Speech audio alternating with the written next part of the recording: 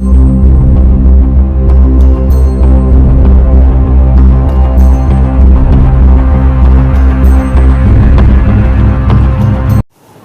மாணவர்களே, வணக்கத்துடன் bright VSK physics. நம்ம இன்னைக்கு எந்த டாபிக் பத்தி டிஸ்கஸ் பண்ண போறோம் அப்படின்னா 11th ஸ்டாண்டர்ட் பிசிக்ஸ்ல UNIT-1 அதை பத்தி நம்ம டிஸ்கஸ் பண்ணோம். என்ன சார் டாபிக் அப்படின்னு கேட்டீங்கன்னா நேச்சர் ஆஃப் பிசிக்கல் வேர்ல்டு, அதாவது nature of physical world and measurement, இயல் உலகத்தின் தன்மையும் அளவீட்டியல் அப்படிங்கிற தலைப்பை தான் நம்ம இன்னைக்கு பார்க்க போறோம். அதுல ஜஸ்ட் இன்ட்ரோடக்ஷன், அறிமுகம் அப்படிங்கிறத பத்தி பார்க்க போறோம். Before 19th century, after 19th century, அதாவது 19th செஞ்சுரிக்கு முன்பு பின்பு அப்படின்னு பார்க்க போறோம்.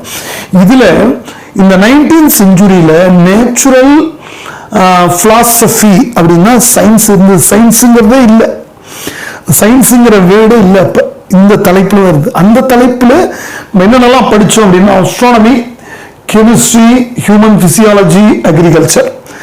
ஆஃப்டர் 19th செஞ்சுரியில சயின்ஸ் அப்படிங்கிற நேம் வந்தது நமக்கு. அந்த சயின்ஸ் அப்படிங்கிறது எப்படி இருந்ததுன்னா சயின்டியா அப்படின்னு இருந்துச்சு. எந்த லாங்குவேஜ்ல அப்படின்னா லத்தீன் லாங்குவேஜ்ல சயின்டியா அப்படின்னு இருந்துச்சு.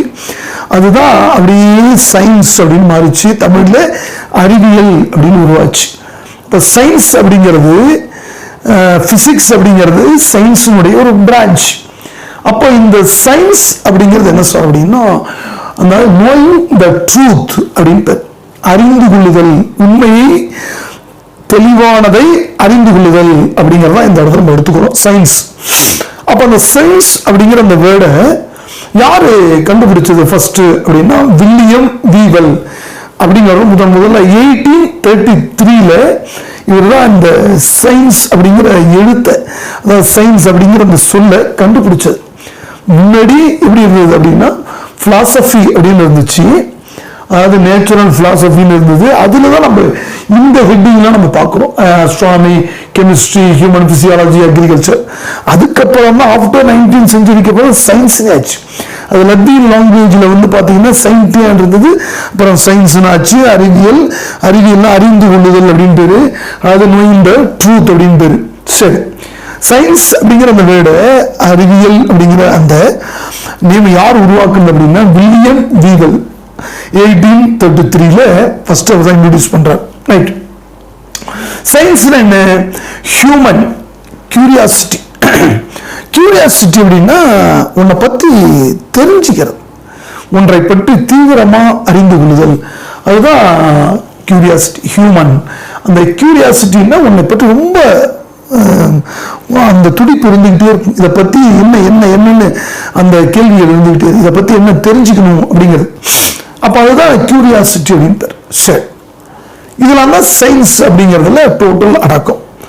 சயின்ஸை வந்து எப்படி பிரிக்கிறோம் அப்படின்னா formal science, natural science and social science அப்படின்னு பிரிக்கிறோம். அதுல நேச்சுரல் சயின்ஸ்ல பிசிக்கல் சயின்ஸ் அப்படிங்கிறது நம்ம பிசிக்ஸ், கெமிஸ்ட்ரின்னு படிக்கிறோம். இது லைஃப் சயின்ஸ் அப்படின்னு எடுத்துக்கிறோம். நெக்ஸ்ட் சயின்ஸ்ல ஸ்டடி ஆஃப் லிவிங் திங்ஸ் படிக்கிறோம், ரெண்டா பிரிக்கிறோம். நான் study of non living things அப்படின்னு படிக்கிறோம். ரெண்டு விதமா சயின்ஸை பிரிச்சு படிக்கிறோம். அதுல ஸ்டடி ஆஃப் லிவிங் திங்ஸ்ல பயாலஜிக்கல் சயின்ஸ் அப்படிங்கிற தலைப்பு எந்த இதுல வருது அப்படின்னா ஸ்டடி ஆஃப் லிவிங் திங்ஸ்ல வருது. அந்த பயாலஜிக்கல் சயின்ஸ்ல பாட்டனி, சுவாலஜி அப்படிங்கிறத பத்தி படிக்கிறோம். நான் லிவிங் திங்ஸ்ல பிசிக்கல் சயின்ஸ், அதாவது கெமிக்கல் சயின்ஸ், இதுல பிசிக்ஸ், கெமிஸ்ட்ரி அப்படிங்கிறத பத்தி நம்ம படிக்கிறோம். இதெல்லாம் சயின்ஸை பத்தி உணர்வுபூர்வமான சில இன்ட்ரோடக்ஷன், அதாவது அறிமுகங்கள் நமக்கு தெரிஞ்சுக்கணும் அப்படிங்கிறதுக்கான ஒரு விஷயம். சயின்ஸ்னா என்ன? What is science? Observation, experimentation, logical reasoning. என்ன சார் எனக்கு ஒன்றும் புரியலையே. The scientific method is step-by-step approach in studying natural phenomena and establishing law. அப்ப என்ன கொடுத்திருக்கான் பாரு, அப்சர்வேஷன், எக்ஸ்பெரிமெண்டேஷன், லாஜிக்கல் ரீசனிங் அப்படின்னு கொடுத்தாச்சு. அப்ப நமக்கு என்னென்ன தேவை சார் அப்படின்னா involves the following general features. என்னென்னலாம் நீ தெரியணும். Systematic observation. ஃபர்ஸ்ட் அப்சர்வேஷன் என்ன? ஒரு செடி வளர்க்கிறோம், ஒரு ட்ரீ. அந்த செடியை வளர்க்குறதுக்கு நம்ம என்ன பண்ணுறோம் அப்படின்னா தண்ணியை ஊற்றுறோம். தண்ணி வாட்டர் லெவல், அதாவது தண்ணியை வந்து வாட்டர் எப்படி ஊற்றுனா தண்ணி எப்படி அந்த செடி எப்படி வளரும் அப்படிங்கிறதுக்கு ஒரு அடையாளம். அப்போ அந்த செடி வளர்கிறதுக்கு நம்ம தண்ணியை ஊற்றுறோம். சரி, எந்த அளவுக்கு வளரும்? அப்போ எந்த அளவுக்கு நீ தண்ணியை வேரி பண்ணுறியோ, குவான்டிட்டியை அதிகப்படுத்துறியோ அந்த அளவுக்கு அது அந்த செடி வளரும். சரி, இதான் சிஸ்டமேட்டிக் அப்சர்வேஷன். ரைட். அடுத்தது என்ன சார் அப்படின்னு கேட்டா கண்ட்ரோல்டு எக்ஸ்பெரிமெண்டேஷன்.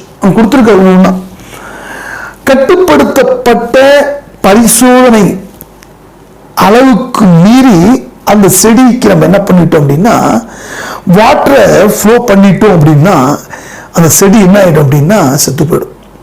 அப்ப தண்ணியினுடைய லெவல் கரெக்டா இருக்கணும்.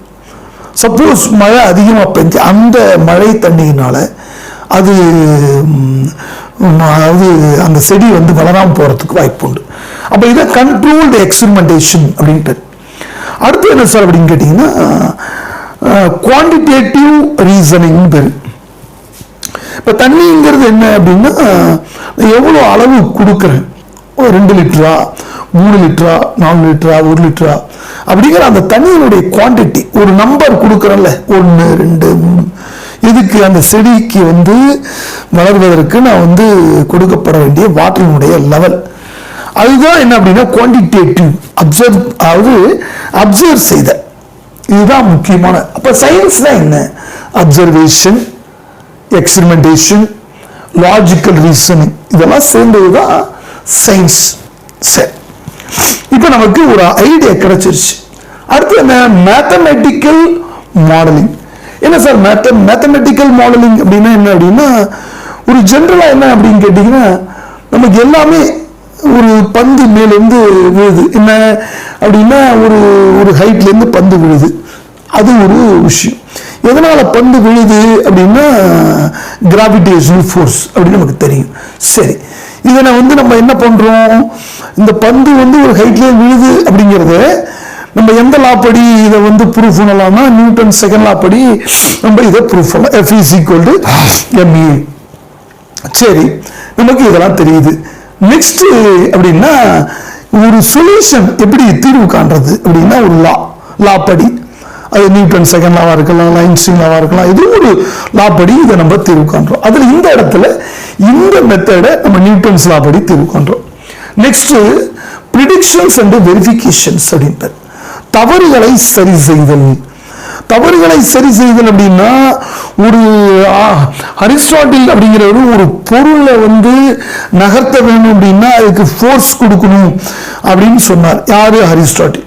சரி, அப்போ அந்த ஃபோர்ஸ் நீ கொடுத்தனாதான் அது அந்த பொருள் வந்து அந்த ஆப்ஜெக்ட் வந்து மூவ் ஆகும் அப்படின்னு நமக்கு தெரியும். சரி, இது ஒண்ணு.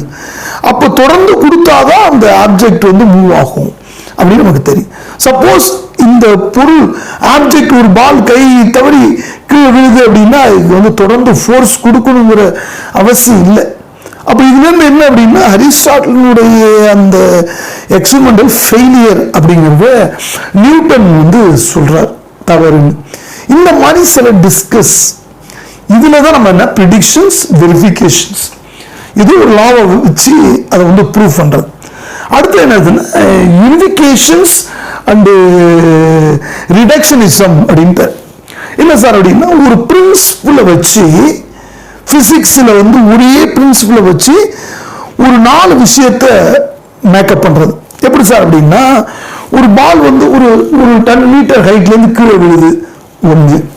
அடுத்தது வந்து நிலா வந்து பூமியை சுத்துது, பூமி சூரியனை சுத்துது அப்படின்னு நமக்கு தெரியும். நிலா பூமியை எர்த்தை வந்து சர்க்கம்ஃபரன்ஸ் ஆஃப் எர்த்து, அதே மாதிரி பூமி வந்து எது அப்படின்னா சன்னை வந்து சுத்துது அப்படின்னு நமக்கு தெரியும். இது 3மே பார்த்தோம்னா ஆக்சுவலா என்ன அப்படின்னா கிராவிட்டி அப்படிங்கிற ஒரு பிரின்சிபிளை வச்சு நம்ம இதை 3ஐயும் ஒரு வட்டத்துக்குள்ள கொண்டு வந்துடலாம் அப்படிங்கிறதான் இந்த இடத்துல ஒரு சொல்யூஷன். அப்ப சயின்ஸ்ல இதெல்லாமே நம்ம ஒரு தெரிஞ்சுக்க வேண்டிய ஒரு நம்பர் 1 இன்ட்ரோடக்ஷன். இந்த இன்ட்ரோடக்ஷனுக்கு அப்புறமா நமக்கு என்ன சார் கொடுத்துருப்போம் அப்படின்னு கேட்டீங்கன்னா அளவீட்டியல்னு பேரு, மெஷர்மெண்ட் அப்படின்ட்டு. மெஷர்மெண்ட் பத்தி உங்களுக்கு தெரியும், இயற்பியல் அளவுகள் அப்படின்னு தெரியும். இயற்பியல் அளவுகள் டைப்ஸ் ஆஃப் டூ, அதாவது ரெண்டு வகையாக பிரிக்கலாம் அப்படின்னு தெரியும். ஒன்று fundamental quantities and derived quantities அப்படின்னு நமக்கு தெரியும். ஃபண்டமெண்டல் அடிப்படை அளவுகள், வழி அளவுகள் அப்படின்னு நமக்கு தெரியும். அடிப்படை அளவுகள்னா என்ன, வழி அளவுகள்னா என்ன அப்படின்னு நம்ம ஏற்கனவே நம்ம லோயர் கிளாஸ்ல நம்ம படிச்சிருப்போம். ஃபண்டமெண்டல் குவான்டிட்டிஸ் அப்படின்னா which cannot be expressed in the physical quantity, that is called fundamental quantities. அடிப்படை அளவுகளை அடிப்படை அளவுகளால் மட்டுமே அளக்க முடியும். இந்த அளவுகளை அடிப்படை அளவுகளால் மட்டுமே அளக்க முடியும். வேற எந்த அளவுகளாலும் அளக்க முடியாத இந்த அளவுகளுக்கு அடிப்படை அளவுகள், அதாவது fundamental quantities which cannot be expressed in physical quantity is called fundamental quantities. அதே மாதிரி டிரைவ்டு குவான்டிட்டிஸ் அப்படின்னா இதன் வழியாக அளக்க பயன்படக்கூடிய அளவு. இதன் வழியாக அந்த அடிப்படை அளவுகளை கொண்டு வழி அளவுகளை அளக்கலாம். அதனால் இதற்கு என்ன பேர் அப்படின்னா வழி அளவுகள் அப்படின்னு பேர்.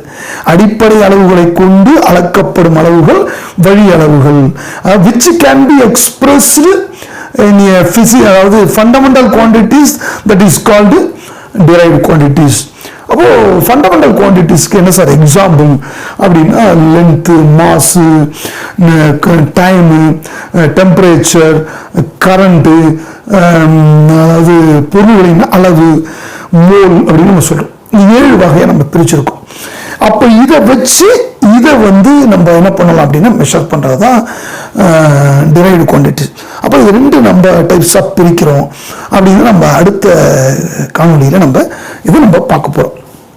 அப்போ இந்த சின்ன இன்ட்ரோ அப்படிங்கிறது எதுக்கு சார் அப்படின்னா சயின்ஸினுடைய தோற்றம் அப்படிங்கிறத பற்றி நீங்கள் தெரிஞ்சுக்கணும். சயின்ஸுங்கிற வார்த்தை எப்போ ஏற்பட்டுச்சு, யார் கண்டுபிடிச்சா, மொத்தமாக ஃபர்ஸ்ட்ல அந்த சயின்ஸுங்கிற வார்த்தை எப்படி இருந்து சயின்டியாங்கிறத மாதிரி எப்படி சயின்ஸ்னாச்சு அப்படிங்கிறத பற்றி நீங்கள் தெரிஞ்சுக்கணும்.